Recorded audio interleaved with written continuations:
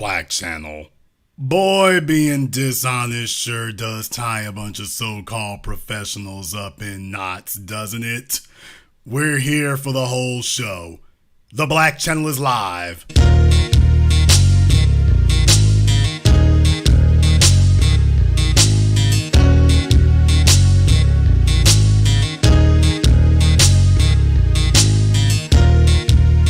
Unapologetic, unadulterated, and absolutely uncompromising.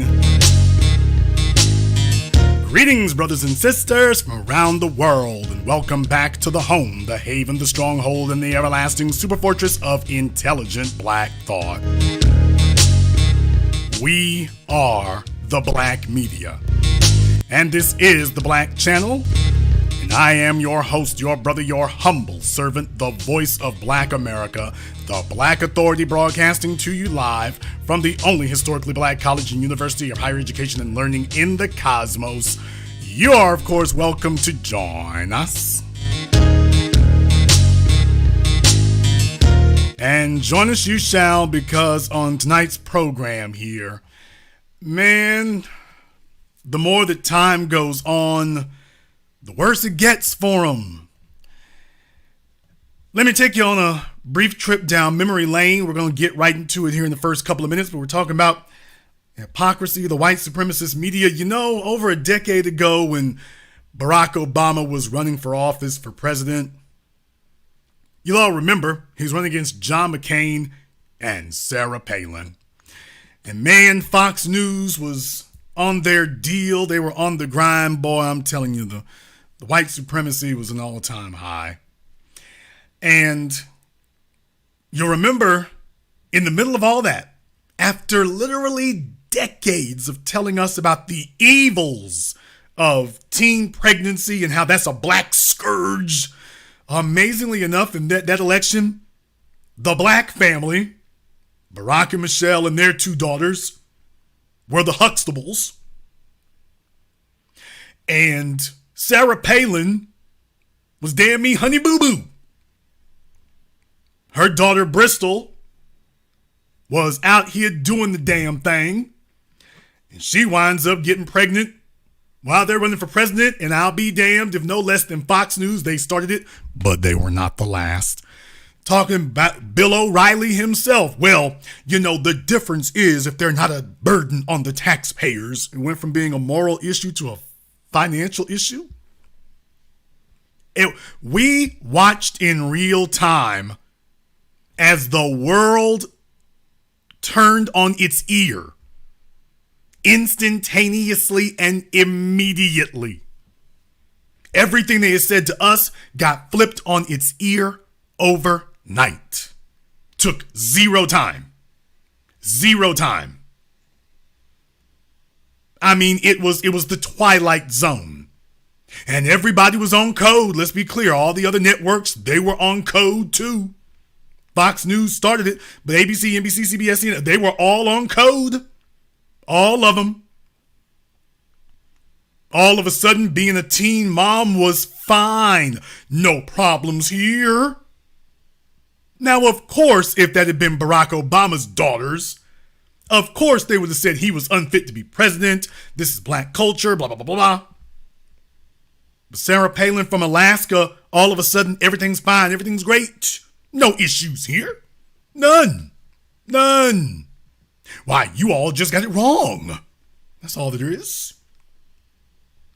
So the hypocrisy has been going on for a while, and it's only in the modern era that it's being exposed to the extent that it is, because it used to be that you couldn't see anything unless you had the networks tell it to you. If you couldn't be on TV, radio, or magazine, you basically were silenced. In the modern era, now you've got ways to communicate with the world that don't have to be filtered by the corporate apparatus. And now I use the word shameless, but the real word is ridiculous. The real word is ridiculous. Case in point here, there's your good friend Tucker, the mother sucker from Fox News, he's upset over the January 6th hearings. The Republicans are finally, after all these days of playing Game of Thrones in the House, they've elected a House Speaker after several days of infighting amongst themselves. Vote for us. We can't stand us either. Vote Republican. You hate us. We hate us too. All right. Not sure that's a very catchy slogan, but okay. We'll roll with it. So, Tucker is upset, and I want you to hear what it is he's upset about. Started off his program, couldn't just be nice and civil. Started off his program, and while they got bigger fish to fry, like not being able to run a government, here's what he was focused on. Fox, of course. But first, an anniversary. 2 years ago today, a Capitol Hill police officer called Michael Byrd shot an unarmed woman in the neck. At the time of that killing, Byrd had a documented history of gross negligence with a firearm. He left a loaded Glock pistol in a public men's room at the Capitol, which for a law enforcement official is a firing offense. But for some reason, Michael Byrd was still in the force that day. The woman he killed was called Ashley Babbitt. Babbitt was a married 14-year veteran of the U.S. military. She ran a pool cleaning company with her husband in San Diego. Physically, she was tiny. She was also unarmed. Michael Byrd later admitted he had no indication at all that Babbitt was carrying a weapon. So all of a sudden, Tucker Carlson, who never saw a police officer gun down an unarmed black person that he didn't like, all of a sudden, he is the defender of unarmed people against police. Now, never mind the fact that these were insurrectionists. Never mind the fact that they stormed the Capitol building. Never mind the fact that they weren't standing outside the Capitol building. Because you can see on your screen the way in which he portrays this, which is not yellow journalism. This is just devil journalism. He's not showing when she got shot. He's not showing what was going on. Don't worry, I'll fill in those blanks for him. But this is the way in which he portrayed it. Force that day. The woman he killed was called Ashley Babbitt. Babbitt was a married 14-year veteran of the U.S. military. She ran a pool cleaning company with her husband in San Diego. Physically, she was tiny. She was also unarmed. Michael Byrd later admitted he had no indication at all that Babbitt was carrying a weapon. She posed no visible threat. He killed her anyway. Under normal circumstances, Byrd would have been fired immediately and charged with murder, which he clearly committed. But that's not what happened. After doing essentially no investigation into the shooting, Nancy Pelosi's congressional police force declared Byrd a national hero, and the media strongly agreed. Byrd went on television to accept accolades and to complain about racism. He was never punished for killing Ashley Babbitt. He was rewarded for it. Ashley Babbitt's mother, meanwhile, got a very different sort of treatment. Babbitt's mother was arrested today in Washington by the Capitol Police. Her crime? Trying to hold a memorial service for her daughter. 2 years later, it's clear that Ashley Babbitt her death is by far the most significant thing that happened at the U.S. Capitol building that day. But Okay, so all the other dead folk, never mind that.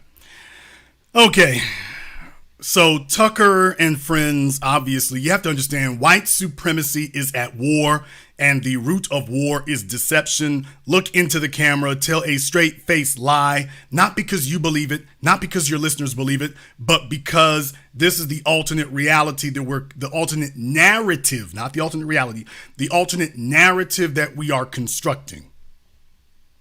Because I'm white, and I say so. Now, if you want to know what happened to Ashley Babbitt, here's what happened to Ashley Babbitt. And amazingly enough, Tucker never shows this footage. Everybody else does. But if you go to Tucker's devil journalism, you don't get to see any of this. Ashley Babbitt, who was shot and killed by a Capitol police officer. Video captures the moment she fell to the ground. Now, there you can see her. She's little, he said. Well, yes, she's little enough to try to squeeze through one of the windows to break into the Capitol building. Now, there's going to be some other video here in just a moment, but she's tiny. Yeah, she's tiny enough to sit up here and try to climb in through they busted open the windows. Now, understand, if you've been to the Capitol building, those are the final doors that you go through that the representatives go through before you get to the chamber. The one you see on C-SPAN and all the rest of the networks. Those are the final doors that you go through before you get to the doors of the chamber itself. So in other words, once these insurrectionists and rioters got through those doors, they were going to get the next set of doors they got to over there on their left. Those are the doors to the Capitol chamber itself, where the lawmakers are, where their assistants and interns, all the stuff you see State of the Union. There was only one other set of doors to knock down, and then it was like the Decepticons storming Autobot City in the 1986 Transformers movie. Understand that. With that being the case here, I want to see the rest of the footage here. Ashley Babbitt, who was shot and killed by a Capitol police officer. Video captures the moment she fell to the ground during the chaos. He's got a gun! As others warned of the danger, medics then rushing her to the hospital, but she later died. A documentarian says he witnessed the shooting. Oh! Wait till you see the so-called documentarian here. Going, like... A documentarian says he witnessed the shooting. Oh! She was going, like, going strong. And next thing I know, she was shot. I do remember yelling guns when I saw guns and trying to warn her from... She was going. She was going strong. Really? Really? Take a look at the warped language. She was going strong. Sir, she was going through the doors to storm the Capitol chamber. She wasn't one of the tourists who just got out of line and went down a hallway she wasn't supposed to be in.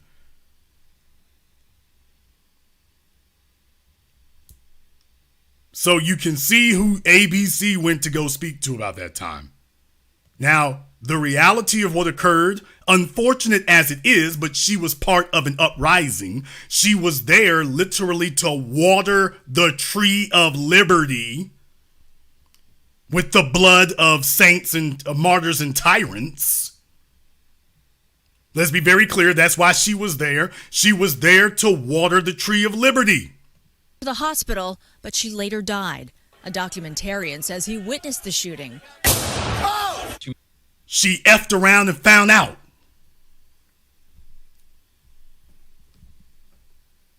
Not trying to be disrespectful here, but the bottom line is, you realize how long you have to be going to the Capitol building before you get to the chambers? It's not right outside the front doors. The bottom line is everybody and their mother knows the penalty for insurrection. She was attempting to attack the government itself. Let me tell y'all something. You can't storm the city council of New York City.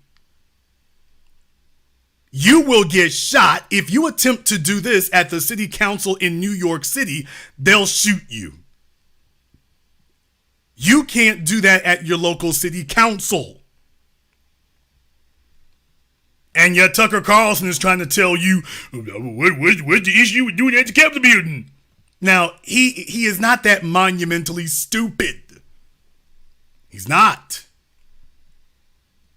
He's not that monumentally dumb. But just understand what you're dealing with here when you're dealing with propaganda.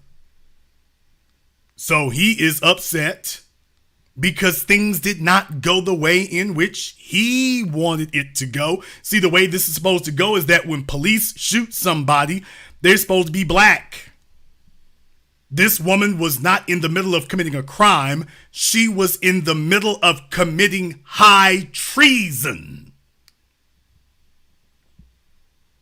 Let's be very clear. She was not in the middle of committing a crime. She was in the middle of committing high treason. And oh yeah, one more thing I want to show you here. Take a look at the people around her. Now, folks, if you don't understand governments since the beginning of statism, at the very least, since the beginning of statism, when you have your Praetorian Guard, when you have the King's Guard, when you have the folks who protect the government establishment, whether it's a monarchy or elected government, everybody knows the rule. If you attempt storming this building, represents attempting to overthrow the people.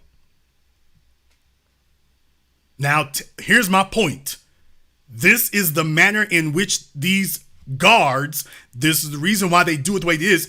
If you make it this far, they are not to shoot to injure. Because they don't have time. There's hundreds of these folks trying to storm them, but there are not hundreds of police officers, hundreds of Capitol Police guarding the representatives. You cannot shoot to injure. You are to shoot to completely incapacitate. And you got to do it with the first shot. You don't have endless rounds. You got to do it with the first shot, which is exactly what they are trained to do, because that's what they're supposed to do. Because if you don't, these folks will overrun you. And they will trample you to death. They'll overrun you. So Officer Byrd followed the training exactly the way it was meant to be done and the way it was given, because take a look at the effect.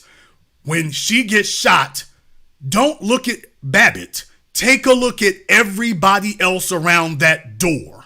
Who was shot and killed by a Capitol Police officer. Video captures the moment she... Did you see that? Well, what do you know? All of a sudden, they start heading the other way. Now, isn't that interesting? All it took was one pop, and they all start heading the other way. Well, you know, they had been asking them for an hour to go back the other way. That didn't work. One bullet got everybody's undamned divided attention. Hey, why don't we try this from a different angle and see if I'm misinterpreting the events? A documentarian says he witnessed the shooting. She was going. Oh, what do you know? Everybody starts backing the hell off. All of a sudden, everybody starts backing the hell up. Like very slow motion, because I was trying to, in my mind, trying to capture this scene. Inside the House chamber, They broke the glass? lawmakers were hiding, including Congressman Markwayne Mullin, who is defending the officer's action. Now, for those of you who don't know, I've shown this picture before. You can see the Capitol Police standing there. They've literally barricaded the doors. This looks like something like the Bolshevik Revolution. This looks like something like Nicholas Ceausescu in Romania. This looks like the French Revolution. They're literally barricading the doors, and as you can see, there's officers with their guns drawn, pointed at the doors. So it's only a fluke of coincidence that Officer Byrd was the first to shoot. Everybody else was strapped, and if they come through those doors, that's a wrap. But as you can see over there on the far hand side of the screen, there's a looks like a black female police officer there, but behind her, that's a United States representative. What I'm telling you is there were government representatives in the chamber at the time of this uprising. There were government representatives, elected representatives of the government in the chamber at that time.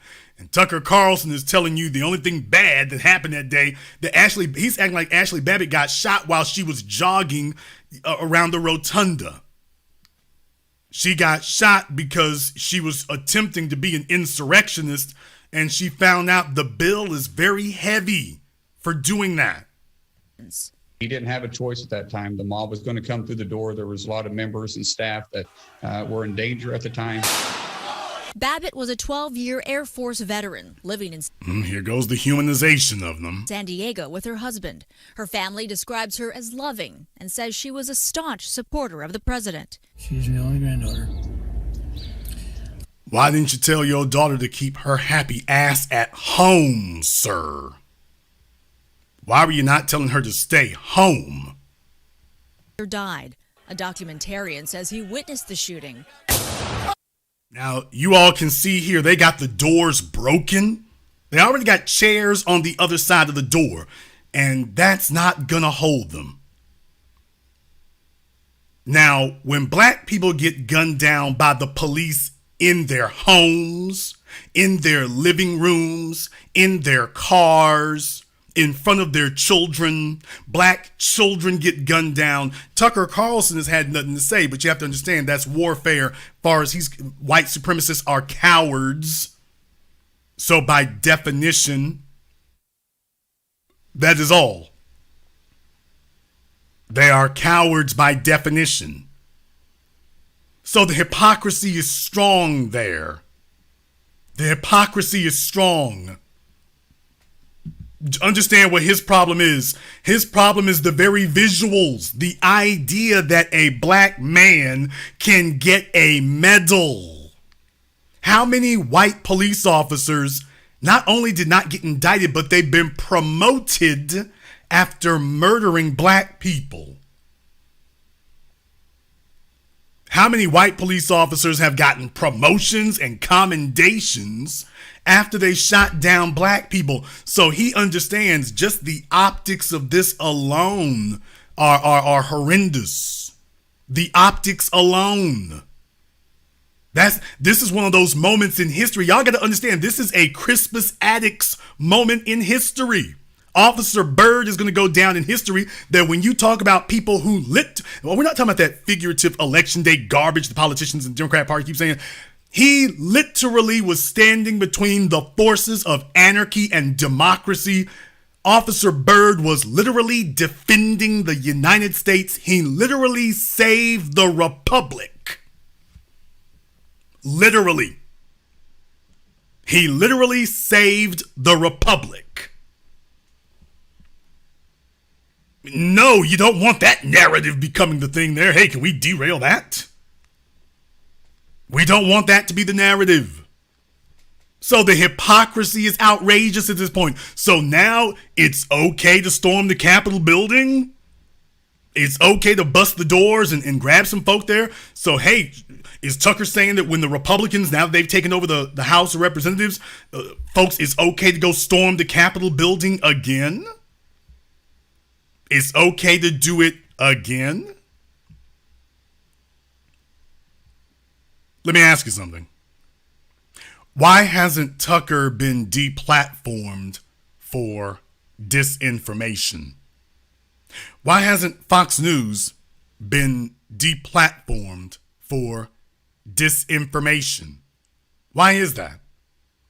Why is it that you got plenty of other black folk who've been removed, and yet Tucker Carlson is able to sit here and say this?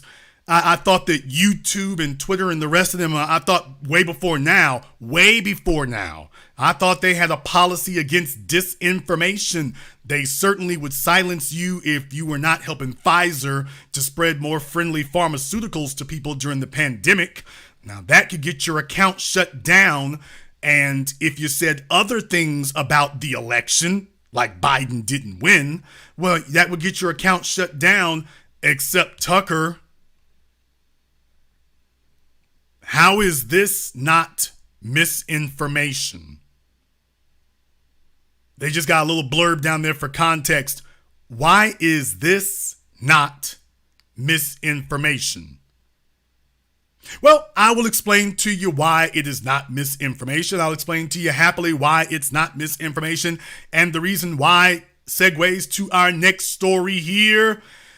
I'm sure you all had heard. Boy, oh boy. Now, you know, I followed the UFC since the very beginning, back when it was owned by Robert Meyerowitz, back in the old bare knuckle days.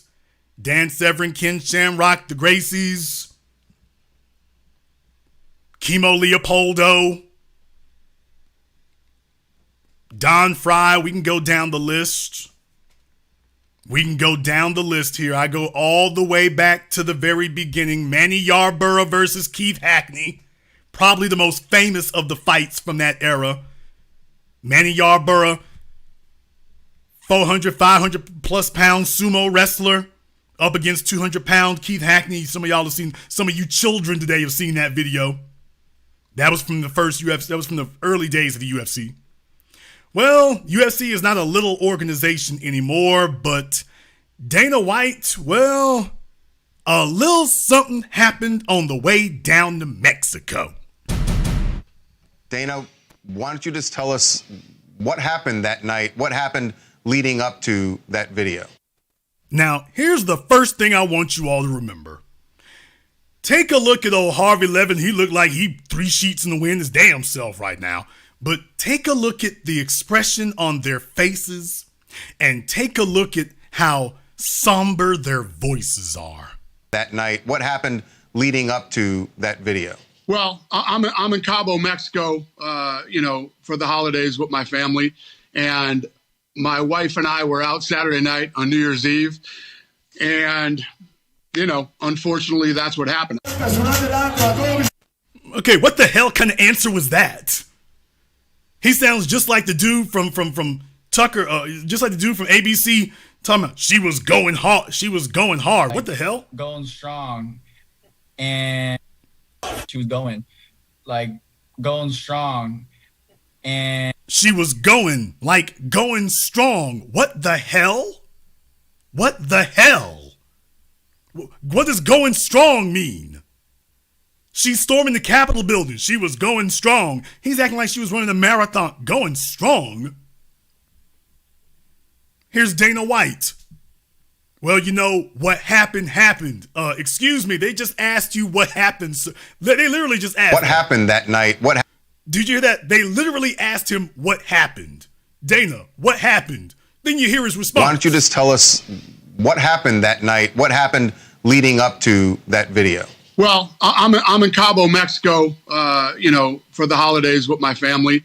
And my wife and I were out Saturday night on New Year's Eve. And, unfortunately, that's what happened. New Year's Eve is not what happened, Dana. This is what happened.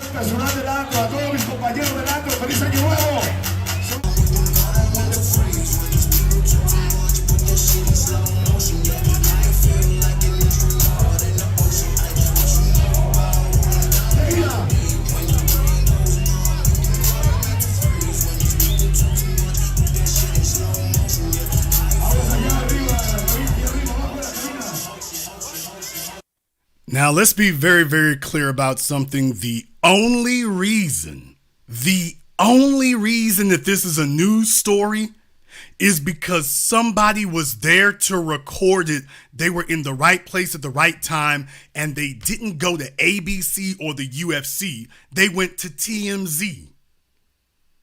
Now, back in the old days, they would have grabbed the footage already and buried it, and you'd never hear about it. This would just be an old rumor or an old urban legend. They would have buried this decades ago, back in the television radio days when they had a monopoly on information and a monopoly on broadcasting. That's all it would have been. We'd be just talking about, well, years ago, there was a rumor we heard he might have did something. And that's all there would have been. That's all there would have been. It's not about TMZ having the money. What I'm saying is there are other outlets now.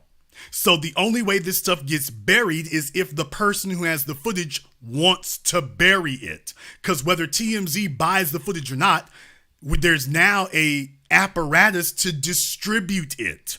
Remember, Rodney King was not the first black person to get brutalized by the Los Angeles Police Department. He was the first one to get it on private video that was distributed to the world.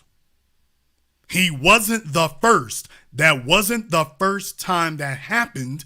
That was just the first time that the footage was released to the world, and the corporate media couldn't get in the way of it. That's all. Well, guess what? In the 21st century, you're seeing more of that. That's what's happening now. You're seeing more of that now. So there's the footage of, quote, New Year's night, and what happened. Okay, well, that's what happened. Okay, I don't know if that's the song actually skipping or if the DJ is just like, oh my God, did y'all just see that right there? And he's messing up the record himself, so I'm not sure which it is.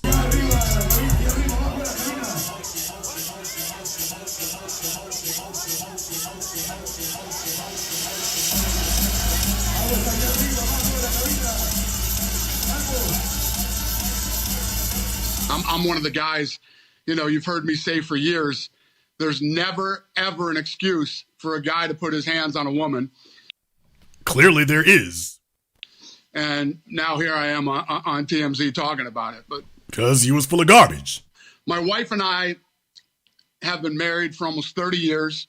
We've known each other since we were 12 years old. We've obviously been through some shit together. And we've got 3 kids. And, this is one of those situations that's, horrible. I'm embarrassed, but it's also one of those situations that is, right now, we're more concerned about our kids, You know what? Here's the interesting thing. Don't you all know that the white media, if he was black, the white media would be demanding to talk to his children? Don't y'all know that if this was Bill Cosby, O.J. Simpson, Cuba Gooding Jr., Denzel Washington, they would be demanding to talk to his children, no matter how young they are. They wouldn't care if the kids are 4 years old.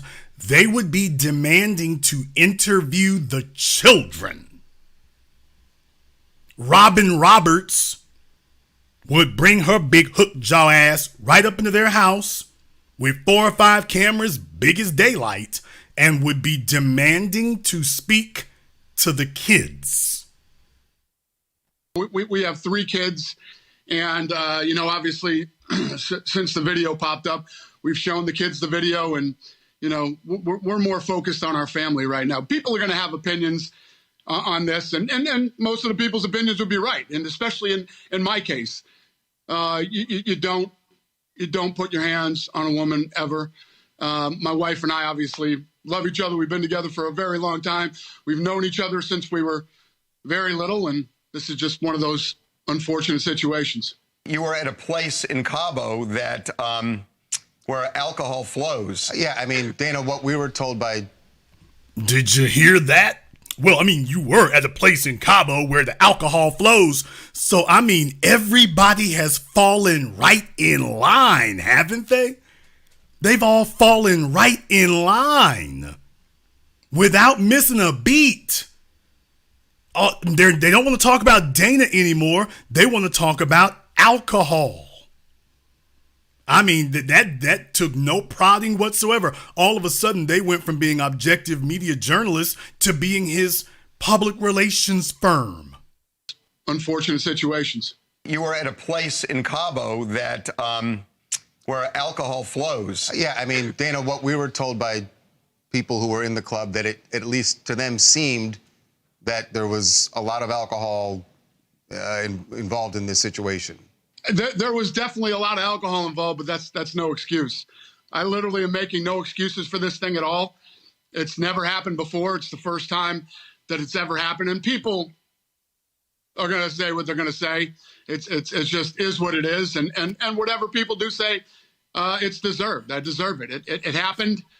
I don't know why it happened. And, my wife and I can tell you why it happened. Have apologized to each other. We've apologized to our kids. And, this is one of those things that everybody's going to chime in. I could care less what anybody else thinks about this right now. Okay, what happened to everybody's going to say something and they're going to be right? Now, all of a sudden, you can see his defiance peeking its head out. I don't care what they have to say. What we're more concerned about are our kids and taking care of our family. In the video that we've seen, it seems like this what started and was over in less than a minute. Is that haven't seen any video beyond that? Is it fair to say that this ended? How did this situation end? Wow, now it's, and it wasn't that long. Chris Brown is sitting around somewhere saying, excuse me, I could have dealt with some questions like that. That would have helped for me.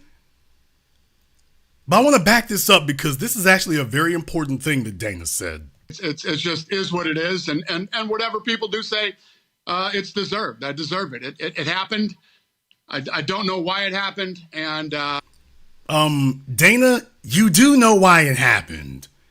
I'll show you why it happened. Unfortunately.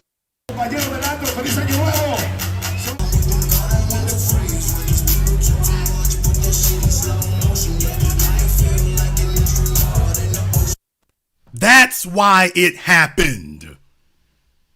It's called 160 million years of evolution. It's called self-preservation. For those of you who don't know, Dana White's only 5'11", which is a testament. I didn't even know this until the last couple of days. Dana's only 5'11". You know, you would think this dude's like 6'5" or 6'6", but when I looked up, he's only 5'11". So that's a testament to some of all the camera angles they've used on him for over a decade now to make him look a lot bigger and taller than he is. So understand, Mike Tyson is like 5'9", Dana is 5'11". Yeah, the way that they keep sitting up here showing these camera angles, boy, you would think he was 6'8", but he's not. So here's my point. My point is he did what any sensible individual would do when somebody sits up here and hauls off and smacks them. When somebody sits up here and attacks you, it's not, listen to me, people, it is not natural to not defend yourself when somebody attacks you. That's not natural. That is against human nature and self-preservation. It ain't natural to let somebody slap the fire out of you and don't do nothing.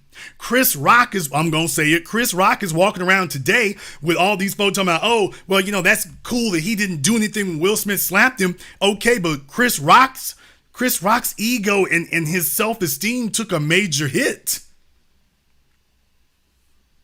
There's no way, people, the whole point about slavery was that when you allow people to put their hands on you and you don't do anything, that fundamentally begins to change you. That was the whole issue about slavery. That's why you had some of us who were like, damn this, we revolting, because we can't sit here and normalize our mistreatment, normalize our physical brutalization, that this is just our lot in life and this is just what we're supposed to take. It's not normal, nor is it sane or healthy. But when Dana says this garbage, I'm one of the guys, you know, you've heard me say for years, there's never, ever an excuse for a guy to put his hands on a woman. Yeah, because you thought you were only going to be talking to the black athletes. See, it's not that these guys really believe this stuff. Just like Tucker Carlson with the police, Tucker Carlson is all back the badge right up until the person wearing the badge is black and the offender is white. Then all of a sudden, Tucker Carlson is attacking the police. 1 minute, he'll be telling you the problem with America is all the folk who say defund the police. Then the next moment, Tucker Carlson will turn around and tell you that the police are corrupt. 1 minute, the problem is all you woke folk want to defund the police. The next minute, he's the number one person attacking the police for doing their jobs in an absolutely unmistakable, inarguable situation. That's the point. Absolutely inarguable. So that's why Dana is saying it, because he figured that he could use it against everyone else. Well, this would be something we'll use against the black athletes, and that's what we're going to do here. That's what we're going to do here. So he thought that was going to be a line for everybody else and that he would be above that. Then he woke up one evening and realized, I'll be damned, somebody was recording this one. Because you got to understand, like, he's a ways up there.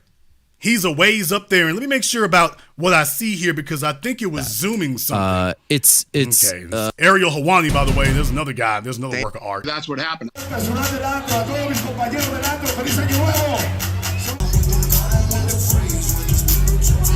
Okay, yeah. The problem is the way that's cropped. So it looks like somebody's on their phone and they're just doing I think they're doing an optical zoom, because the way that's cropped, it's got that portrait cropping to it, and a DSLR camera with a lens is not really going to do that. So it looks like somebody is on their cell phone and they were recording it for the gram. So he's a ways away from them, which is why they had to zoom in like that. They had to zoom in like that. So he figured he was in a dark place. He probably figured it was too dark. Somebody turned the ISO on their phone way up. He figured he was way up high. It was too dark. It was too loud. And who could possibly see him? And he found out you could be seen. He found out you can be seen. That's what he found out. You can be seen. So the real thing is he figured I'm white and I say so. Up until now, when he felt like he could use it as a bludgeon, I'm white and I say so. Tucker Carlson, allowing the police to shoot unarmed people. Well, when you thought it was enforcing white supremacy, I'm white and I say so. It's all cool. The second you looked up and it wasn't working for you, here comes hypocrisy in the raw. Here it comes in the raw. And we're not talking. Now, here's the next thing. Yes, I'm going to go here with it. Folks, we're not talking about, just some people from the block. We ain't talking about the media takeout folk. This is not some damn This is not some damn rumble in Walmart somewhere. This is the guy, the promoter. He's not the owner, but this is the promoter of a multi-billion-dollar concern. We're talking about, he's a top 1% of 1%ers.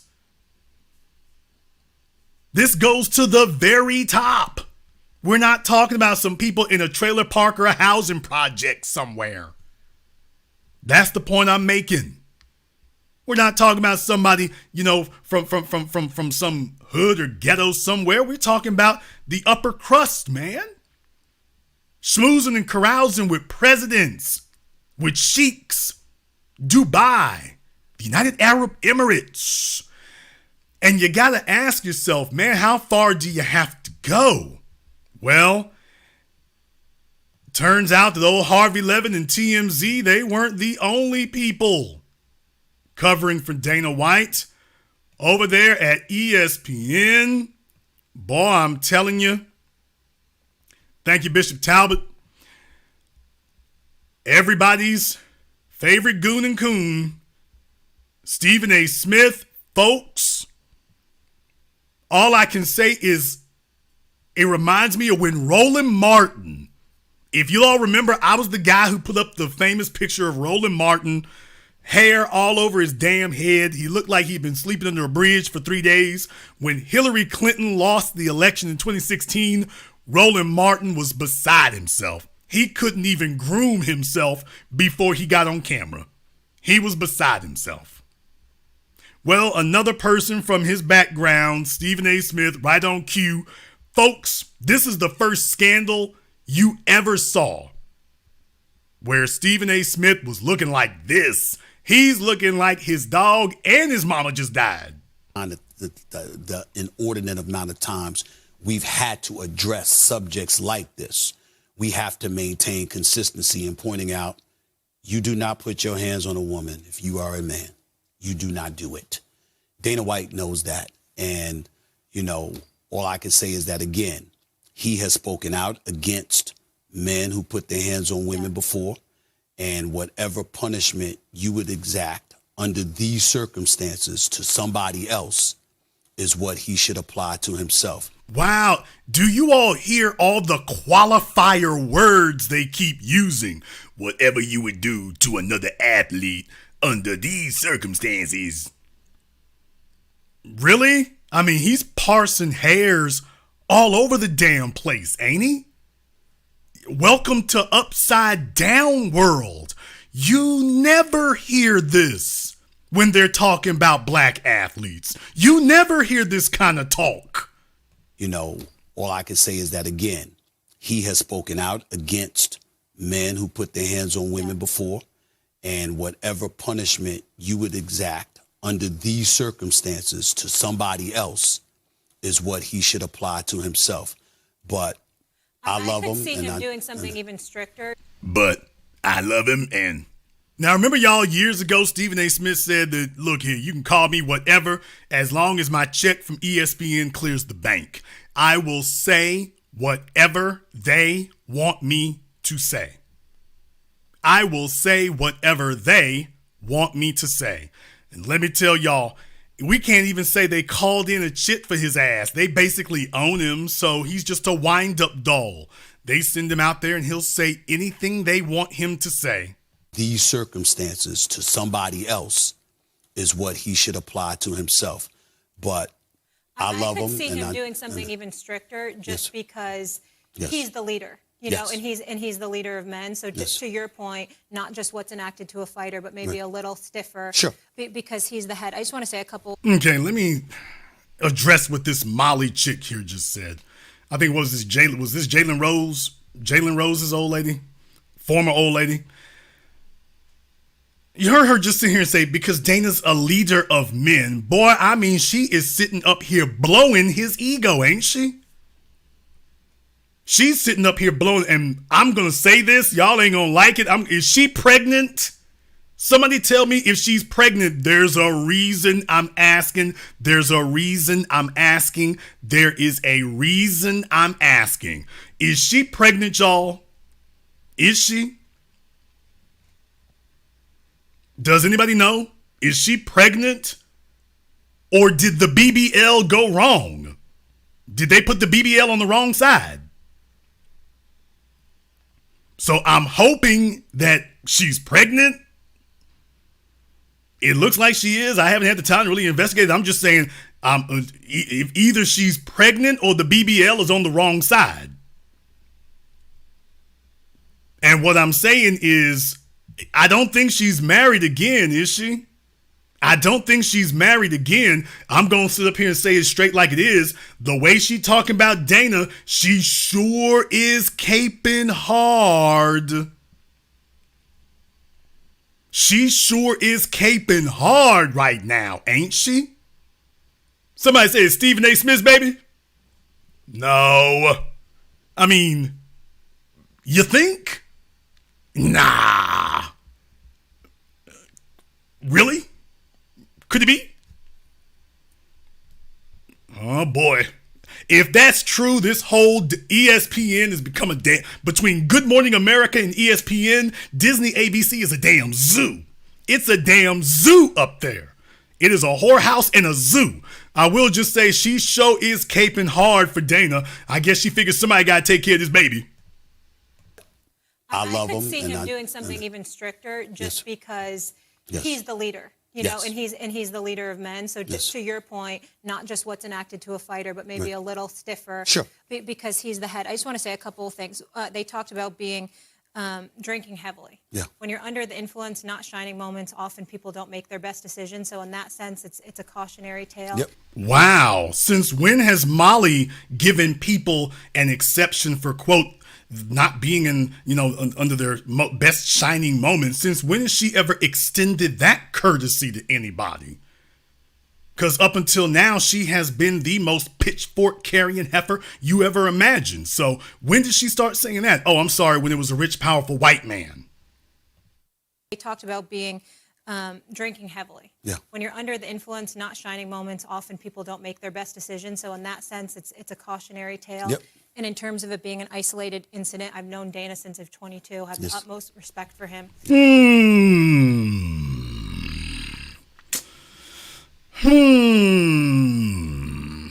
I've known Dana since I was 22. I'm not going to throw speculation in there. All I'm saying is, boy, she's laying it on thick for Dana, isn't she? She's laying it on thick. I mean, she's going out of her way. This isn't a sports commentary. This is all personal. She going way out the way, isn't she? Okay. Y'all, am I tripping or am I seeing it correctly? By the way, if I'm calling it like it is, give me a thumbs up in the chat room and hit the likes button. It's almost 5,000 of you up in here. If I'm calling it like it is, give me the thumbs up in the chat room and hit the likes button. Maybe we got some Dana White fans in here. Y'all ain't happy. So, I mean, if it is what it is, I'm just calling it the way I see it. But if I'm calling it right, hit the likes button. It's almost 5,000 of y'all up in here. We need to have over 2,500 likes.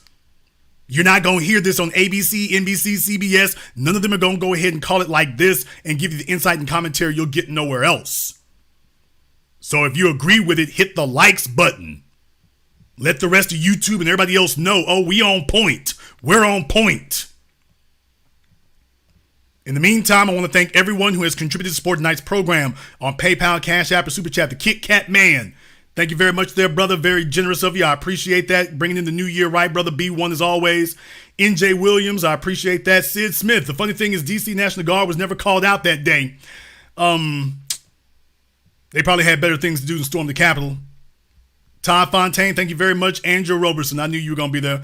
Thank you very much for your support, sister. We appreciate that. Now, the next thing I want you all to take a look at here is, let's take a look at Stephen A. here. Take a look at him, and what I'm going to do is I'm going to zoom in a little bit more because I want you all to see this. I'm going to have to zoom out when I get done with this, but I want you to see this. I want you to take a good look here, and I want you to just see the expression on his face. And I don't judge people by their worst. And in terms of it being an isolated incident, I've known Dana since I was 22. I have the utmost respect for him. And I don't judge people by their worst moment. I agree with you on that punishment part. And the other piece that I just want to say, as a woman, it was also his wife's hands on him. So no one should be putting their hands on anyone. Okay. Wait a minute. She's as a woman, it was his wife's hands on him. So no one should be putting their hands on anybody. People, ain't that what we said now for a decade about Chris Brown and Ray Rice? And the list goes on. We've been saying that for a decade. And these people at these news agencies acting like they give a damn about black women, they were just using the whole damn thing. And there were folk who were allowing themselves to be used. We've been saying that the whole damn time. Now that it's time for us to run Dana White out of town on a poll, all of a sudden, well, you know, we can't believe it's all women's. And you know, this all sounds curiously, eerily familiar. Molly's defense of Dana White is so reminiscent of Kamala Harris. Y'all remember Kamala? She was all Me Too. Remember when she thought she had a snowball's chance in a microwave in hell of becoming president of the United States? Joe Biden has had women who've accused him, and I believe these women. I believe these women. Okay, right up until Joe Biden told her, you know what, heifer, you can be vice president. You knock that bull jive off. She showed up with Biden. Well, you know, I know these women had their view, and tell these heifers get on out of here. I'm going to the White House. Yeah, this all sounds just like Kamala Harris. Yeah, when it's a white man in the position, the white dudes who really pull the strings, they show you. You ain't gonna run them like you let them run black men. You ain't gonna run them that way. Try your damn best. And yes, I am fully aware about the articles coming out talking about folks at ESPN were told not to comment or tweet about Dana White. Now think about that. You're supposed to be journalists, and there's a gag order from the so-called leader in sports news. And the leader in sports news has put a gag order on their employees about Dana White. Not about anybody in the NFL, not about the folk who actually do the work, just Dana White. Just Dana White. And old Molly here is like, yeah, damn me too. I'm trying to get this bag. And the other piece that I just want to say, as a woman, it was also his wife's hands on him. So no one should be putting their hands on anyone. Okay. Male, female, female, male. Well, like I said, you're absolutely right. I don't disagree. I have nothing to add other than I just think it's important that if you're going to... Y'all, do you see how sad Stephen A. looks over there? Do you see how sad and dejected he looks? Boy, I mean, he's just terrible. I don't judge people by their worst moment. I agree with you on that punishment part. And the other piece that I just want to tell, and in terms of it being an ice. Y'all, do you see Stephen A. Boy, I mean, he looks like he's at a funeral. He looks like he's at a funeral. Remember, just like Harvey Levin and his sidekick. Do you see how sad they all look? That's the point I want y'all to understand. You know the fix is in. You know they dealing with somebody who's in power. Take a look. They look like they did something wrong. That's my point. Take a look at them. They look like they are the offenders. They look like they did something wrong. You would never know that this was the guy who did it because everybody else is sitting here looking all hangdog faced, looking like droopy dog. You'd never know. You would think that they were apologizing for themselves. Man, don't you know when real damn power has entered the room? Don't you know when the boss has entered the room? Moments, often people don't make their best decisions. So in that sense, it's a cautionary tale. Yep. And in terms of it being an isolated incident, I've known Dana since I was 22. I have Yes. the utmost respect for him. Yes. And I don't judge people by their worst moment. I agree with you on that punishment part. And the other piece that I just want to say, as a woman, it was also his wife's hands on him. So no one should be putting their hands on anyone. Okay. Male, female, female, male. Well, like I said, you're absolutely right. I don't disagree. I have nothing to add other than I just think it's important that if you're going to sit on this platform, you owe it to your audience to be honest, to be honest and forthcoming. Dana White is not just somebody I know in sports, nor you. He's a friend. Yeah. I love him. And I just wish the best for him and his family. That's the second time Stephen A. has said he loves this man. That's the second time he done said it. How much of your ass does this person have to own where you sitting up here in front of the world after he's in the hot seat talking about you love him because you've never treated the black men this way? How much of your ass does this white man own? I know in sports, nor you. He's a friend. Yeah. I love him. And I just wish the best for him and his family. And, he knows, he knows how wrong he was to do this. And he knows that we're on this air. He knew ahead of time because I reached out to him to let him know I would be talking about this this morning. He knows that he crossed the line that he has never crossed before and that he swears he will never cross again. And he's incredibly ashamed of himself. And that's just where we are right now. So I'm not a part of the whole cancel culture, and I don't judge people by their worst moment. And he has you're not a part of cancel culture. So she's never said anything about Jameis Winston. She's never said anything about what's his name? Antoine, what's his name? Down there in Houston. She's never said anything about LeVar Ball. She's not a part of cancel. She's not? Really? Ma'am? All of a sudden, don't believe all women. All of a sudden, males, nobody. By the way, did you all know this? After she said that, Stephen A. started to think, you should never, never, ever put your hands on a woman. Did you notice that he didn't say that again after Molly said what she said? Male, female, female, male. His wife's hands on him. So no one should be putting their hands on anyone. Okay. Male, female, female, male. Do you notice he didn't push back against that? The 720 degrees of analysis you'll receive nowhere else. By the way, did you notice he didn't push back against that after she said that? He didn't push back and say, well, Molly, actually, it's different for the man. You notice he didn't do that. She said that and he never addresses that again. She said it and her word was the law. So I submit to you who really runs things up there on that panel. I submit to you who really running it based on what you just saw. Based on what you just saw and what you just heard there, I submit to you that's who's really running things. That's who's really running it. Now, some of you might be asking some different questions here. You might be asking, well, Jason, who in the world is on this thing? Who's running it? Why in the world are they acting like this? Why are they doing that under these circumstances? Why are they doing this? Why are they all circling the wagons, but particularly ESPN? Why are they doing that? And I was thinking about it, and I was thinking it over, and I was wondering, I was thinking about it, and then something occurred to me. I was like, hey, wait a minute. Why would ESPN be putting all their credibility on the line and sacrificing it for Dana White? And why would it be happening there? Why would it occur? Why would it occur? I wonder what. Oh, there it is.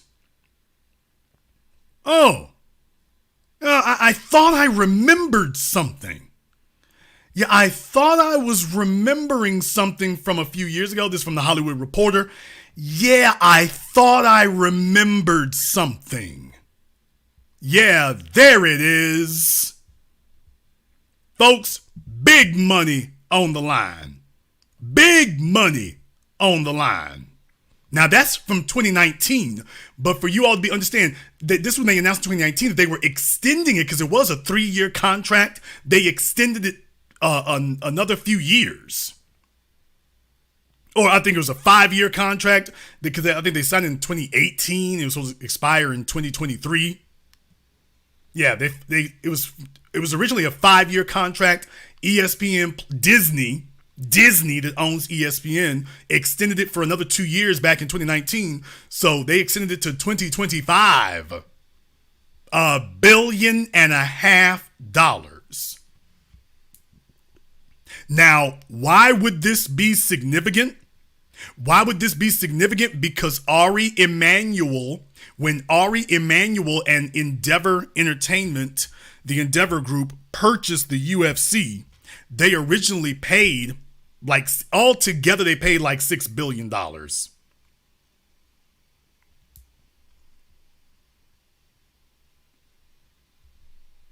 They originally paid like $6 billion altogether.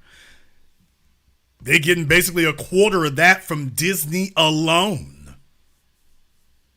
They're getting a quarter of that from Disney alone.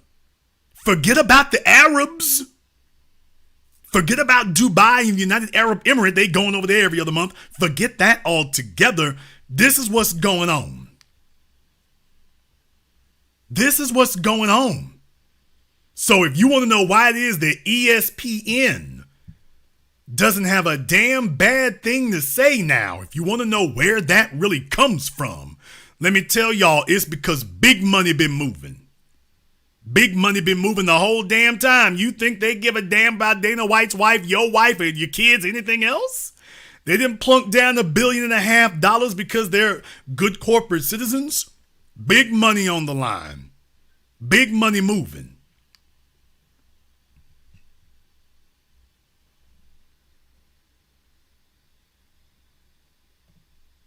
No less than my man D.L. Hughley. Old D.L. Hughley had a few choice words. I agree. He put it out there, if Chris Brown, Bobby Brown, or Antonio Brown did what Dana White did, the media wouldn't stop talking about it. What can Brown do for you? Be white. Although I like what D.L. Hughley said on his Instagram post over there on the right. What can Brown do for you? Apparently not a damn thing. If that had been a brother, it'd be non-stop coverage. Dredging up a playground fight from the 3rd grade, scouring old tweets, you name it. Dana White's entire life is immersed in brutal physical violence. He's amassed a fortune from it. Where are the salacious headlines? Where's the pressure? Let me tell y'all, folks, they've been on Young Thug, and who is that? The fellow with the one eye. Was that Fetty Wap? Y'all, they've been arresting rappers left, right, and center and whatnot for lyrics in their songs. AR Ab.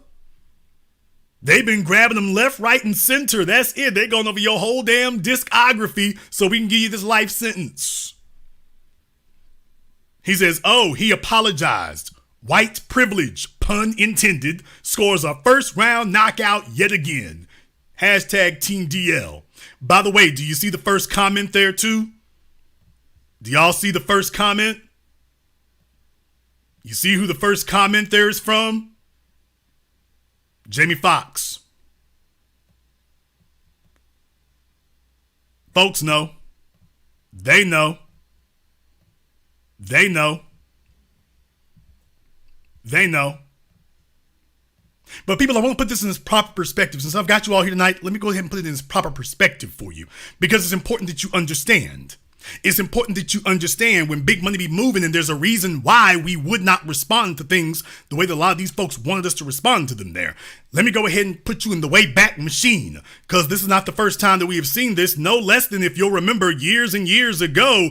Oh yes, I was the person who brought this to you all's attention years and years ago when I first saw it. The CEO of the San Francisco Giants, Lawrence Larry Bayer. And lo and behold, TMZ had the footage then too.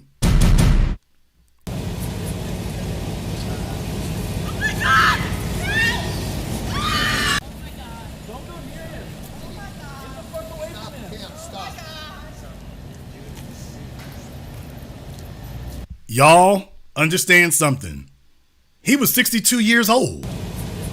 He's 65 now. This was 3 years ago.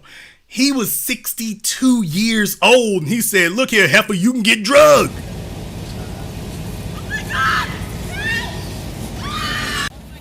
You see the folks next to him with their poodle dogs? They next to him with the poodle dogs, that's it.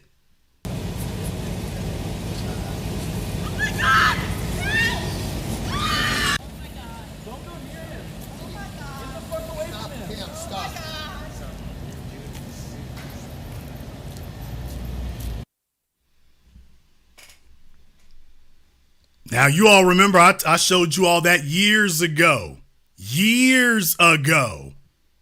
She had his phone. She wouldn't give it back. So she got drugged. Sound familiar? Rihanna grabbed Chris Brown's phone. For the folks sitting up here asking, that's Larry Bayer, the San Francisco Giants CEO. And he is still the CEO of the San Francisco Giants to this day. They did a, quote, investigation and everything.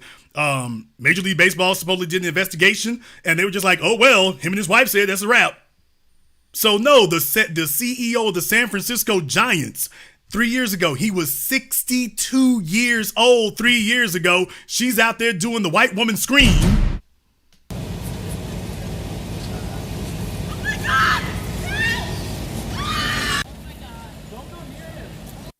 Okay, she was trying to do the white woman scream. It didn't work out. By the way, let me go ahead and kick the ballistics. Let me kick the ballistics. Go ahead and take a look at the pedigree here. Take a look at the pedigree. See what it says here? First, it says that Larry Bayer released a statement.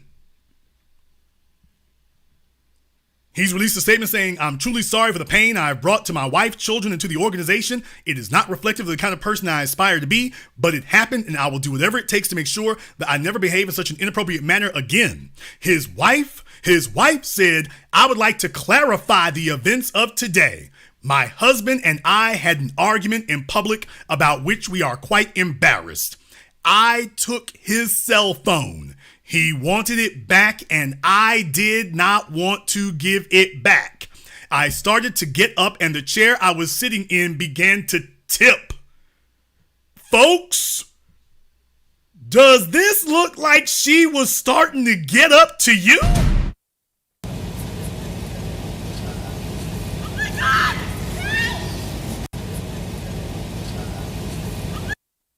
At what point is she getting up? Folks, full disclosure, I just got some new glasses. I just got two of them, as a matter of fact. Polycarbonate, and that the kind that deals with anti-dimming. Yeah, I'm just wondering, by the way, is my prescription messed up, y'all? Is my prescription messed up? Because do my Humpty eyes deceive me? She doesn't look like she's trying to stand up. She's looking like she's getting laid down is what it looks like to me. So, y'all, is it just me, or are my glasses messing up? Are my glasses messing up, or do I see what it looks like I'm seeing here? Because according to her, I started to get up. according to her. According to her, she was starting to get up. So in other words, the video doesn't show us everything? Is that basically it? The video doesn't show you everything? Tell me, at what point is she starting to get up?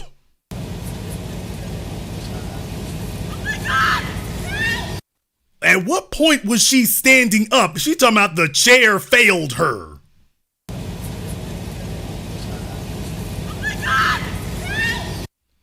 Okay, somebody tell me at what point the chair, she's acting like the chair just crumpled. What about the oh my God? What about that? All right. She said, I started to get up, at least that's her version of the events, and the chair I was sitting in began to tip. Are you sure he didn't throw you out that thing? Due to an injury I sustained in my foot 3 days ago, I lost my balance. Ma'am, it looks like you had plenty of damn help losing your balance. This sounds like some mafioso stuff. They shoot somebody and they say, oh, lead poisoning. She's talking about, she's telling you that this is a result of the chair and her ankle. But that her falling over, what she's saying is my falling over out of the chair had nothing to do with my husband. I want you all to understand this explanation she's giving. What she's saying here, the whole bottom line is she's saying my husband is not responsible for me falling out of the chair nor injuring my foot. It says, due to an injury I sustained in my foot 3 days ago, I lost my balance. I did not sustain any injury based on what happened today.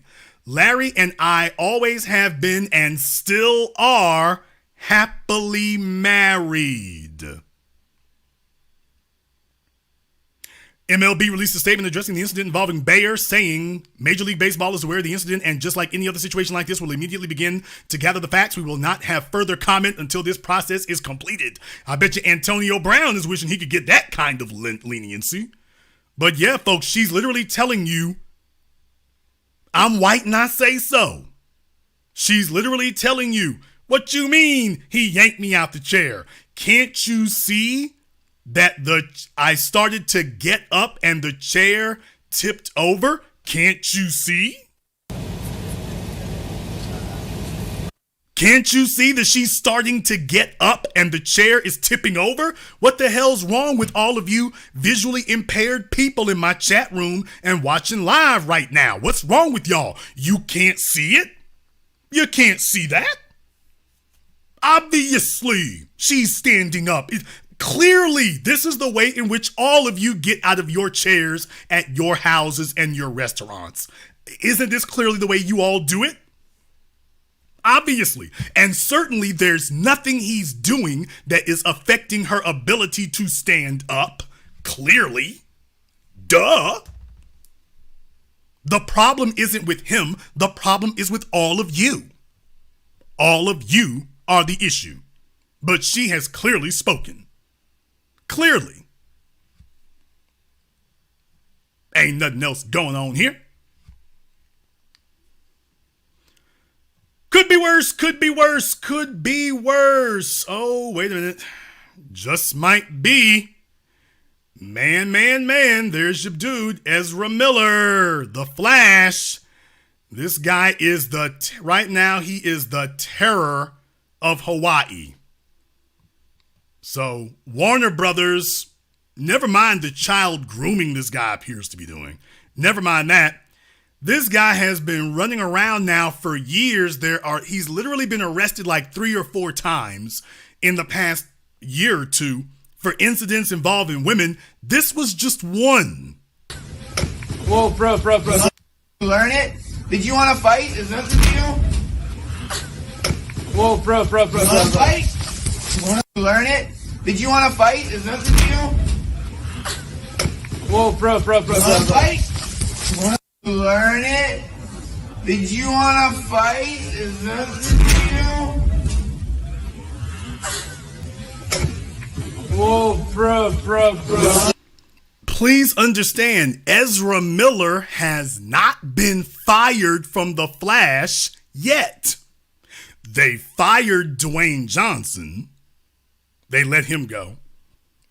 Henry Cavill, that was really a contract dispute. Ezra Miller still has a job with Warner Brothers. All these arrests, all these women, all these assault charges over the course of a year, year and a half. And that's it. Doesn't matter if he sounds drunk or not. Did you want to fight? Is that the deal? Since when has this been an excuse for a black man anywhere on earth? Since when has this ever been an excuse? When? When?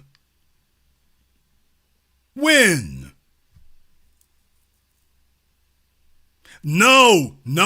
We're not going to play this game about, well, are they playing or whatever. When you're a black male, it's never a game. When you're a black male, you never have consent or permission. When you're a black male, it doesn't matter what the female says. What they tell you is, oh, well, what happened with Ray Rice, that was so terrible because it was on video. Is this enough on video for y'all's asses?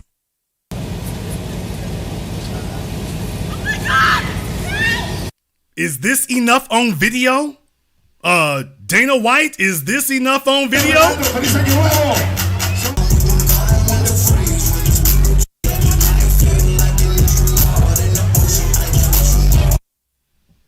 When you're a black male, you don't ever get any leeway. We don't give a damn what the circumstances were.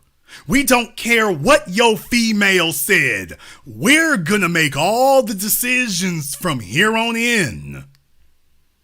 We're gonna make all the decisions. So that's the reason why I'm taking you all down this stroll to show you this isn't just a one-time thing. Welcome to America. And exactly what they did with the San Francisco Giants CEO 3 years ago. Baby, the tune ain't changed. Ain't a damn thing changed. That's what I'm trying to tell you. Ain't a damn thing changed. Antonio Brown trying to figure out what he gonna do. But for these white men, oh hell no, you ain't gonna do us like that. Never gonna happen. Never gonna happen. And that is why we did not get behind your obvious shameless attempts at lynching Kyrie Irving. This is the reason that we banded together and we would not let you lynch Kyrie Irving. This double standard has always existed. It exists now. And this is the reason. This is the reason why we did not let you lynch Kyrie Irving. You want to know why it was that we circled the wagons and stuck to our guns? This is why. This is why. Because up until now, you told us that this was a wholesale reason to take these men's livelihoods from them. To take their families, to take their names. Chad Ochocinco.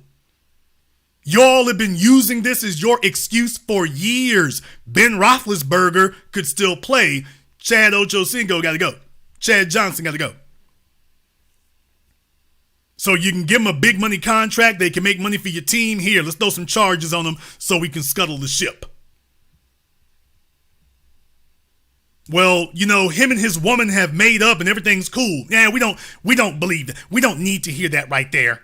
We don't need to hear that. Okay, well, I'll be damned. If you didn't need to hear it then you don't need to hear it now.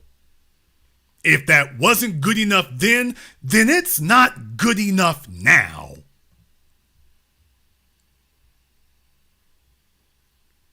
This type of overwhelming shameless hypocrisy is the very reason that we circled the wagons. That's the reason that we circled the wagons. And when you have a situation where all of a sudden the biggest media corporations on earth are coming to his defense. Nobody is saying he needs to get, nobody is saying, well, if he just gets some counseling, we okay. They're not even saying that. Just understand, nobody is saying that he needs anger management. Do you all understand? They're literally saying that there doesn't need to be any action taken against him. None. None. None. Nobody is saying he needs therapy, he needs counseling, he needs anger management, he needs to be suspended. They're just saying, well, don't do it again. Don't do it again. And that's it. And they're literally bragging to you about how they're saying, oh, well, case closed. Dana, don't do it again now. Be a good dude, but don't do it no more. We appreciate that. All right, thank you very much. All right, everybody, go home. Nothing to see here. Nothing to see here. They're talking about he was drunk. Nobody's talking about sending him to rehab. I want you all to understand that nobody's talking about he needs to go to rehab. Nobody's talking about he needs to go to Alcoholics Anonymous. Nobody is saying any of that. They're just telling you, oh, well, Stephen A. Smith is sitting up here looking more apologetic than Dana. Dana looks like, screw y'all, what you want to do. Stephen A. Smith and Molly and Harvey Levin and the rest of them, they're the ones who look sad and dejected. They're the ones looking sad, not Dana. Not Dana. So hell no. There's a reason why we standing 10 toes down and we're not moving. Hell no. And understand something. I want to say something to the media right now. I'm so glad that you all set this precedent. I'm so glad that you did this. Because the next time that you want to drag a black male somewhere, oh, you gonna have to back all the way the hell off. If you try to do it with anybody else again, all we gonna say to you, Stephen A. Smith, is, what about Dana White? To the NFL, the NBA, or anybody else, we gonna say, what about Dana White? MLB, what about Larry Bayer? So you know what? There is a silver lining to your hypocrisy, just like you could never use a teen pregnancy again as a smear, just like you could never use it then, you can't use this one anymore either. And oh yeah, good golly, Miss Molly, you're gonna be the one that we quote. You're gonna be the one that we quote. The women should keep their hands to themselves, and as long as Dana and his wife are okay, you need to butt the hell out. Long as they cool with it. If they like it, I love it. See, this is the part where keeping it hypocritical gets real. This is the part where it blows up and backfires in your face. This is the part where that happens. I want y'all to understand this. Oh, no. We're going to hold on to this. See, we're going to put this in our back pocket. That's what we're going to do. We're going to put this in our back pocket, and we just going to hold on to this, because I got a feeling that we're going to be seeing an opportunity to use this again real damn soon. Well, Jason, why do you say that? Because understand something, folks. Here's my whole point about it. If we cannot all be equally comfortable, then damn it, we will all be equally uncomfortable. But this idea that the black men are going to take it on the chin and lose every damn thing they got, and meanwhile the white men who they work for get to ravage the countryside.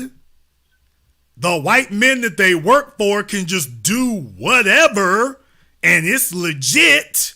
By the way, take a look at where her arm is right now. Take a look at where her left arm is. Larry Bayer's wife's left arm. Take a look at where that left arm is. She's trying to push this dude up off of her. And can't make it. She's trying to push him up off of her and can't make it. Talking about, I tripped and fell out the seat. and nobody did a media investigation. There wasn't a media witch hunt. There were no calls and demands for him to step down. Nobody was doing that. Nobody was doing that. So from here on in, these the new rules. Just like Kyle Rittenhouse. Oh, you can't talk about straw man gun purchases anymore. You see, Tucker, the problem is when you allowed the police to shoot unarmed black people, you were signing the death warrants of other folk. You just figured your white privilege had been holding strong and, well, don't worry about it, we'll be okay. You figured, don't worry about it, we'll be all right. No. You set a precedent. And you just didn't think that we would have the ability or the wherewithal to enforce that precedent you set. Oh no, we're enforcing it now. Now we're enforcing it. So you know what? I ain't got a problem with old Dana. Since these folks don't have a problem with him, these folks are sympathetic. Well, guess what? New damn rules. New damn rules. Stephen A. Smith, while he can't conjure up being apoplectic, he can't demand somebody be jailed. Notice, nobody is talking about jail. Did you all notice that? Nobody's talking about jail, imprisonment, consequences, punishments. Nobody's saying a damn thing about that. I want you to understand how real this is. Take a look at how many levels of hypocrisy that we're digging down through here. That's the way this usually goes. The way this usually goes is they talk about consequences, punishment, jail time, kicked out the league, destroy your name, every damn thing else. Demonization. And we're like, okay, time to get the demonization treatment. And Dana is too big to hide. You can't hide him. Dana is too damn big to hide. So what this means is you gonna have to just come straight up the middle and come right out with it. You can't hide Dana White. There's no way you can protect him. So you just gonna have to come right out in the open and say it just the way it is. And you know what? It's about damn time. You were hiding for a long while, but eventually somebody somewhere was gonna get some footage. Somebody somewhere was gonna see something that you didn't want them to see. Somebody gonna get a hold of it somewhere. And when that happens, Katie barred the damn door. Katie barred the door. Next thing you know, I'm like, okay, you know what? Hey, I'm cool with that. I'm not afraid of none of that. These the new rules. These the new rules. It's legit. These the new rules. All right. You know what? This will certainly save us a whole lot of damn paperwork going forward. Now that you all are telling us, by the way, if it happens like this, and it ain't gonna be no happen like this. If it happens, you know what? Oh well, ho hum. That's it. Ain't gotta worry about that. Go on, let's go ahead and sweep this up on up under the rug. By the way, anybody heard from Tarana Burke? APB for Tarana Burke. Anybody heard from her? Anybody anywhere? Heard anything? I guess since they stopped sending her checks, her way, she doesn't have anything else to say. But if anybody can find Tarana Burke, let me know. Let me know. APB for Tarana Burke. We're discussing the white media's shameless hypocrisy tonight. Shameless. And as a result of that, the telephone lines are now open. The number is 646-787-1933. That's 646-787-1933, your personal access code to the black media. Big shout out to everybody who's contributed to tonight's program on PayPal, Cash App, and Super Chat. Tommy Felix, supporting B1 Media. Thank you very much, brother, with likes and dollars. I appreciate that. Tommy Felix on deck, as always. Cult-like personality. Hypocrites absolutely are not admired and favored. FBA say so, damn right. Amen, hallelujah. Says it all when you think about it. Position Adjust, thank you very much to you and Amen, hallelujah, for supporting the program here. And Heads Up, Back Straight Up, thank you very much here. We're going to go ahead and take a very brief commercial, non-commercial break. When we come back, we're going to take your phone calls here. No, I'm not worried. I don't cry when chickens come home to roost. As a matter of fact, I'm kind of happy when chickens come home to roost. This is the Black Channel. Greetings, brothers and sisters. My name is Joe Jackson. I'm a foundational Black American, and I entered the field of IT with the goal of helping the family globally. The industry's been changing, and I've learned a lot. But how did we get here? How do we navigate issues we face in the workplace? How can we get our house in order? Read The Concept and Intricacies of Being Black in IT, now on Amazon, as well as the best-selling Guide to Being Black in IT. Go to beingblackinit.com. Higher Life Recruiting and Consulting specializes in direct placement. If your company is looking to hire top talent, or you are looking to start a new career, our network of professional recruiters can help. We provide recruiting, LinkedIn lead generation, access to our professional network, paid job postings, interviewing, and more.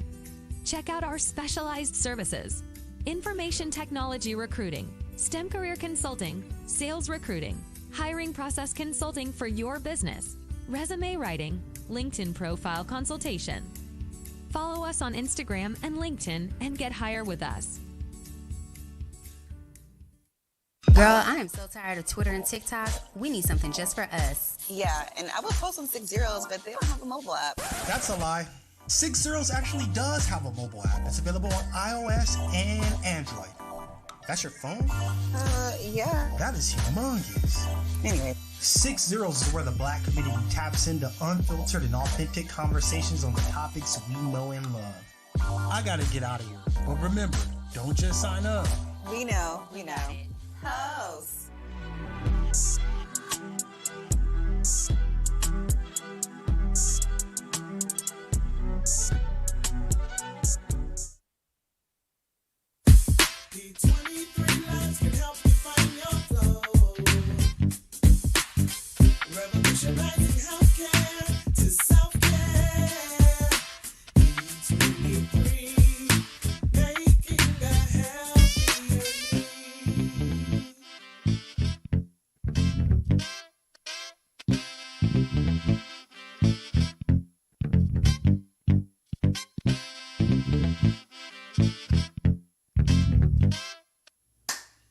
Hi, this is Brenda Starr, creator of Poetry with a Purpose and author of the book Pressed But Not Crushed. Pressed But Not Crushed is an anthology of political poems that address current and historical issues in American descendants of slave population and African American population. The book describes slaveries and its residuals, Jim Crow segregation, social depredation, and other relevant issues to American descendants of slaves and African Americans, including the current political climate that does not address our issues. This is the Black Channel. I am your host, your brother, your humble servant, the Black Authority, and the telephone lines are now open. The number is 646-787-1933. That's 646-787-1933. Your personal access code to the Black media. Thank you very much to everyone supporting the nice program. Brenda Starr, Rhonda Handsome, Chadwick, thank you very much for the support and more. We're going to go ahead and take some phone calls here. Let me go ahead and see. We got caller from area code 646. You're on live with the Black Channel. What's your name? Where you calling from? It's Onan from Queens. Onan from Queens. What's on your mind? Yeah, so there was a very famous boxing match 100 and some odd years ago between Jack Johnson and Jim Jeffries. This was July 4th, 1910. And Jack Johnson beat Jim Jeffries in order to become the first heavyweight champion in the United States, right? And these white supremacists in this country got so mad that they waged race riots across the country for a couple of days, all right? And nobody got hauled off to jail or nothing. And this is all because a black heavyweight beat a white man in a game that it was only meant for white men. But I bring this up to tie into the point with Dana White. You know, he gets caught on camera beating on his wife, and all of a sudden, white America is able to find its cool. It's not able to flip out, you know, and I'm just sick of the hypocrisy. Like the Professor Black Truth says all the time, you know, it's moral relativism and situational ethics, you know? You make a very good point there. I mean, if this had been a black male when it comes to that, teen pregnancy or whatever, it's always characterized as the end of the world. If we do something, it's the end of humanity. It's the end of creation. It's the end of civilization as we know it. This is a complete and total breakdown of civilization, if that occurs. But when white society does it, it doesn't even get mentioned. It's like, oh man, so what? So yes, this control of it here, it is hypocrisy for the purposes of controlling your hearts, controlling your minds, controlling your reactions. So you become hypersensitive to yourself and you become completely desensitized to them. Because let's just be very, very clear about this. If this had been Floyd Mayweather, oh hell. Y'all, if this had been Floyd Mayweather smacking the broad up, if that had been Floyd Mayweather, could you imagine? Hell, they talking about Javante Davis now. If that had been Floyd Mayweather who did this, they wouldn't be talking about, well, there was a bunch of drinking, they was in Cabo, it was after New Year's. It would just be, oh, hell no, take all his money, endorsements, smear his name. Here come Kamal Bell's working on the documentary as we speak. That's what it would be. That's what it would be. So that's why I want us to make sure we put the big spotlight on this, because let's be very, very clear. From here on in, it's our response to everything you say is going to be, what about Dana White? I'll let you have the last word. You know, you're preaching the gospel.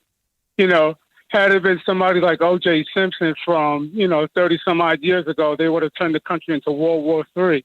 You know, there have been so many unprosecuted deaths at the hands of white people towards black people, right? And nobody finds themselves going into a tizzy, but it's just like, it's just sickening at the end of the day. But I just thank you and Professor Black Truth for doing what you do.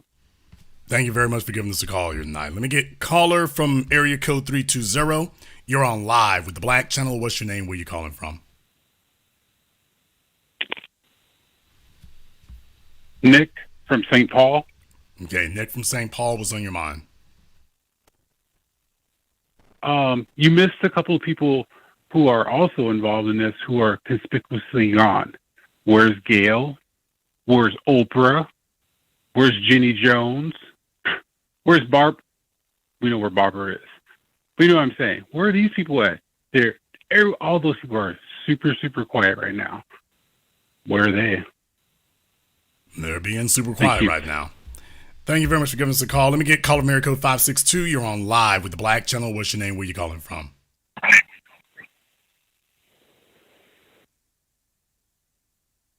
Okay, caller from 562 has been abducted. Caller from area code 469. You're on live with the Black Channel. What's your name? Where you calling from? This is Thomas, calling from Dallas, Texas. All right, Thomas from Dallas. What's on your mind? Jason, where is all the white women at? Where's the white women's march and the feminists and Amber Rose and everybody at right now? I mean, if this had been Bill Cosby slapping upside the head Constantine, it would have been World War III in the streets. But when it's white men, rich white men out here beating the brakes off of white women, and I want to file charges on that red chair, because that wasn't fair. That woman was getting up, and that red chair attacked that white woman. So I want to file charges on that chair. Yeah, she needs a personal injury attorney. They need to investigate the manufacturer of the chair. It's obviously a manufacturing defect that's very clear and very obvious. Very obvious. That chair was very evil. And Dana White, I mean, come on. His wife slapped the taste out of his mouth. So, and we, like you said, we've been saying this for the longest. If you put hands on a man, women, listen, men are going to react to what you do back to them. So don't put your hands on a man if you don't want a man to slap you back. I mean, she slapped the peckerwood out of him. Yeah, but dude, I mean, that's what was he to do? That's the whole thing, though. You never hear those statements are only leveraged at black men. They never use that for white police. Right. They never use that for white police, white teachers. They can do whatever they want to do. And we've been talking about white males here for the longest time. So that's a phrase that only gets drug out if they think there's a black person they can go after with it. If they think there's a black person, that's the only time it gets drug out. Take a look at this. You don't see Time, MSNBC, the New York Times. You don't see any of them coming out of ESPN or these other outlets. It's radio silence across the board. It's radio silence across the board right now. None of these media outlets are jumping up and saying anything. And that right there tells you everything you need to know. So my thing about it is, brother, I'm not sad about this. I'm happy. I'm glad. Finally, you finally given us what we needed. We finally, it took us a while to get you here, but you finally had your Sarah Palin moment. We boxed you into a corner, we backed you into a corner, and now you have to say what the truth is the whole damn time, which is, well, rules for thee, not for me. And that's good. From here on in, what about Dana White? Thank you very much for giving us a call. Let me get caller Mary code 317. You're on live with the Black Channel. What's your name? Where you calling from? It's Sean from Indianapolis. Okay, Sean, wake up. What's on your mind? Yeah, so what I have to say is this is just a microcosm, basically, of what happens to just society in general. White crime is underreported. Black crime is overreported. This is what we have in front of us on video with Dana White.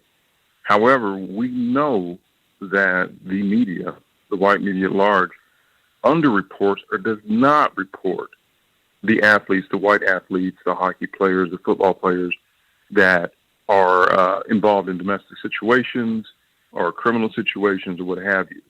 So like you were saying yourself, I'm glad that this is exposing Dana White because this is prime example number one of what they do, like I said, just in society in general. Well, what they're trying to do, I want Sir. you all to understand that this is about the emasculation and the absolute docile making of black men. So if you're at a football game, white women can run up in your face, threaten you or whatever, and the only acceptable response is you stand there and get beaten on. You stand there and get assaulted. You stand there and get insulted. You want to know how it is you got young black children who will not tell their parents what the hell's happening in these schools when they're being destroyed in these classrooms by these white supremacist teachers? That's the mentality and the psychology that you're following there. The idea that no matter what happens to you, the only acceptable response from a black person is to sit there and suffer in silence. And when you teach children that the only acceptable response to violence, brutalization, or physical and verbal assault against them is to stand there and take it. Let me tell you something. If your children are being verbally assaulted and they just sitting there looking at their feet, they will become adults who, when they're being taken advantage of or when they're having injustices visited upon them, they sit there shuffling their feet. It's not accidental. They will sit there and be shuffling their feet, standing next to blatant white supremacists and shuffling their feet. You want to know where it comes from? When you make a badge of honor of telling people that the only acceptable response to injustice is to ignore it. But just understand, like the white kids at the grocery store, I said it. The very same white teachers at this school who will sit up here and suspend or expel your children for talking in class, when they go home to their kids, they'll be damned if you gonna say a damn thing to little Brad, little Cody. The very same white teachers who will suspend or expel your kids, when they go home to their children, they'll be damned if you're going to tell their kids what they can't do. See, they will tell your children, oh, if somebody does something to you, oh, you should never hit them. You should never respond like that. That's not the good thing. You don't want to be violent, do you, little Jamal? You don't want to be violent, do you, little Leroy? See, that's what they tell your children. Hey, little Bushika, you shouldn't act like that. You're just too violent. You're just too action, or oh, you're just too wild. Now, their kids are never too violent, never too wild. They tell your children that that's what needs to happen. They tell your children that they need to be more docile. They need to be more pacified. They need to be more passive, and they need to be more quiet. But their kids, all I'm telling y'all is that this is what really goes down. They telling you one thing, that's not what they teach each other at their house. That is not what they teach them. The chick is like, hey, I don't give a damn, you 5'11", 240 pounds. She's like, I don't give a damn. Ladylike behavior. Ladylike behavior. I'm a white woman and you can get it. Right here in public, in front of everybody. Emasculation, look, when you try to emasculate a white man, this is how it goes. Look here, ain't gonna be none of that. Understand the lesson that's been clearly taught. If you attempt to emasculate a white man, this is the way it's gonna go. What they're trying to do is condition us to believe that the only acceptable response for black men is to be emasculated. And if the warrior class of your group, of your society has been emasculated and neutered and castrated, then you don't have any defense. Caller from area code 757, you're on live with the Black Channel. What's your name? Where you calling from? Tanya from Virginia Beach. Tanya from Virginia Beach, what's on your mind? If this was any time for a black woman to put away the word feminist and be on code, now's the time. Where are the white feminists? Where's Gloria Allred and her daughter? Okay, this has been going on for a long time, and they use you because racism supersedes sexism. And the ultimate betrayal that they ever did is when they killed our child, Tamar Rice. The white feminists said nothing. As a black woman, that's our child, and they didn't even take up for our child. They said nothing. No, baby, no. They said nothing after Emmett Till. Please remember, that was in the middle of your so-called women's revolution and the women's equal rights movement. They said nothing then. We're talking about decades after Susan B. Anthony and them attempted to get our black heroines into their so-called women's suffrage movement. They said nothing then. Hell, they're saying nothing today. And that's decades old. Thank you very much for giving us a call here tonight. Just wanting to put these things in their proper context. Just want them to be in their proper context, that you understand what they sell to you is not what they sell at their house. These are slogans and statements that they sell to you. But you show up at their house. You show up at their house with the bull jive and you can get it. You can get it with no delay. Let me get caller from area code 323. You're on live with the Black Channel. What's your name? Where you calling from?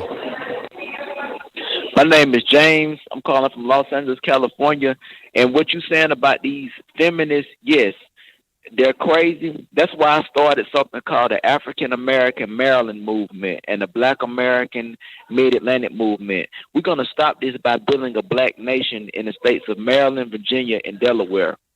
This will come to an end, and we are going to take control of these states. Okay, and how exactly do you plan on doing that? Oh, it's quite easy. The movement is easy. Quite easy. It's easy to build a black nation within an already pre-existing nation. Explain to me how that's easy exactly. Well, first of all, the first state is going to be Maryland. It's Baltimore, 60% black.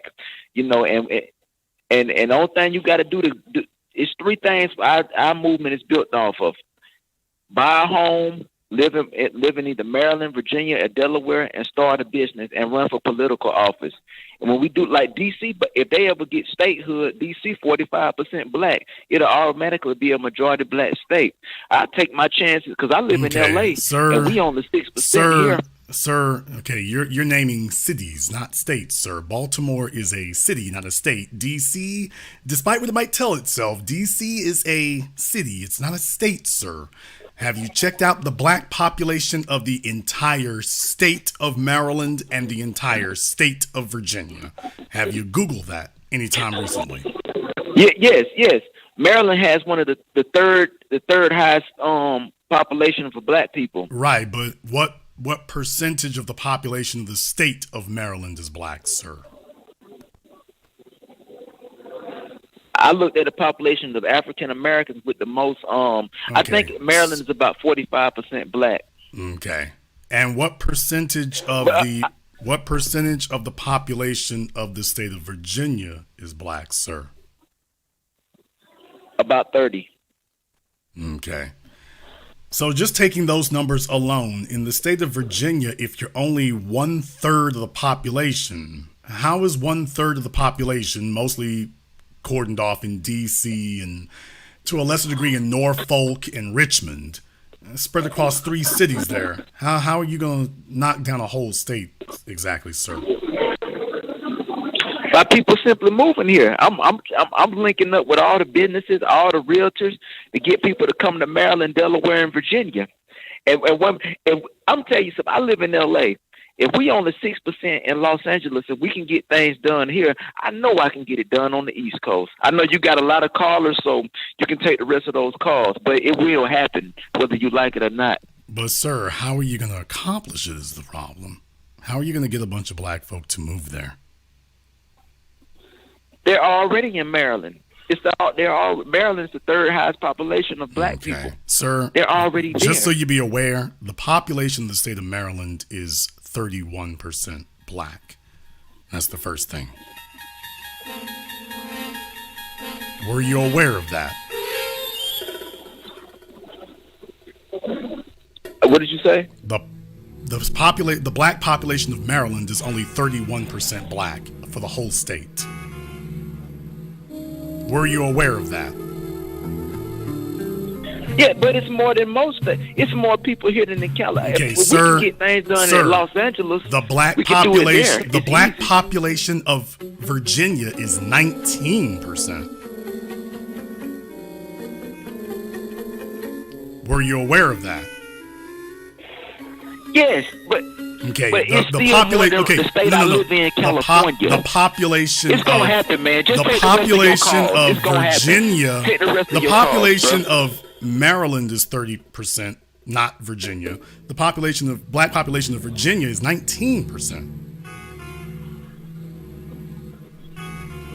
So, all I can say, brother, is hit the bong less. Hit the bong less.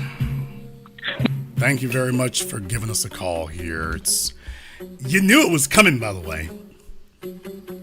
Come on now. You all knew it was coming. You all didn't really think we were going to get out clean, right? You didn't really think we were going to get away without one of those calls slipping through, did you? I know you didn't think we were going to get out of it without at least one of those calls finding their way in. On that note, I don't think I want to stick around very much longer here. I'm about to say, it usually gets worse from here. Those of you who stuck around, once that starts happening, it usually gets worse. They fresh out on parole. They're wearing their fez. The dashiki is hanging up in the window, air drying. Let me call up Jason. Call America Code 757. You're on live with the Black Channel. Yes, I'm calling from Virginia, D.C., by way of Atlantic and Los Angeles and Las Vegas. All right. We're our own nation. What's that got to do with Dana White, sir? Once we have our own nation, we will start our own UFC. All right. Well, took a minute for us to get to the point there, but all right. Maybe you got a point.